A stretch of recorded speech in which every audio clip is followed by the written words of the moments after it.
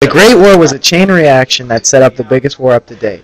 It was filled with world superpowers. There had never been such a large-scale war with so many great powers in the world, so the war was expected to be the most catastrophic yet. Expectation was surpassed as World War I was the most gruesome up to date. The main reason behind this was the weaponry in which these countries had a hold of.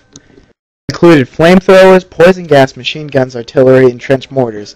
The advancement in technology pertaining to the weaponry in World War I had a tremendous impact on the war and the warfare for years to come.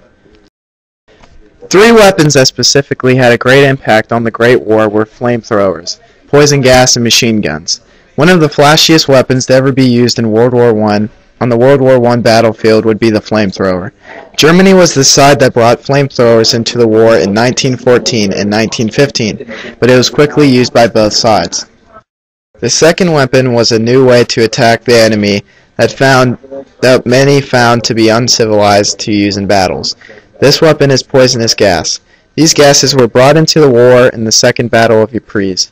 The two main gases used were mustard gas and phosgene.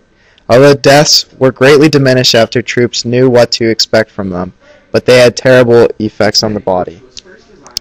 One of the most useful and practical weapons in the war were machine guns. Machine guns were able to fire shots continuously, automatically. Two examples of World War I era machine guns are the Browning and Colt Browning machine guns. Machine guns brought a new aspect into the war besides the less practical poison gas and flamethrowers, and are still very heavily relied on in modern-day warfare. To elaborate on machine guns, these guns weighed anywhere from 30 to 60 kilograms, and they required a gun group of 4 to 6 operators. They could fire 400 to 600 small-caliber rounds per minute. The main problem with these guns were that they overheated very quickly and were inoperative without some type of cooling mechanism. They were either water-cooled or air-cooled. To elaborate on machine guns, these guns weighed anywhere from 30 to 60 kilograms, and they required a gun group of 4 to 6 operators. They could fire 400 to 600 small-caliber rounds per minute. The main problem that these guns had was that they overheated very quickly and were then inoperative without some type of cooling mechanism.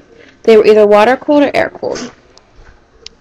Another weapon that was used in World War I was artillery guns. These guns are basically upgraded versions of cannons. The Germans developed the largest artillery called Big Bertha. It was capable of firing into Paris from 120 miles away. These artillery guns also caused the majority of the losses in the war. Lastly, they used trench mortar in World War I. A mortar is a short tube that was designed to fire a projectile at a steep angle so that it falls straight down on the enemy. The advantage of these weapons was that they could be fired from the safety of the trench which kept the mortar crews hidden, and the fact that it fell straight down resulted in a good chance that it would land directly in the enemy trench. World War I was a very large war with many great world powers that fought in it, and the weapons that were used in this war contributed largely to the fact that this war was such a gruesome war. Weapons used like flamethrowers, poison gas, machine guns, artillery, and trench mortar impacted the war greatly. Some of these weapons, like flamethrowers, were new advancements at the time of the war. Weapons were not only a big part of World War I, but they were also improved upon and made better and used in World War II.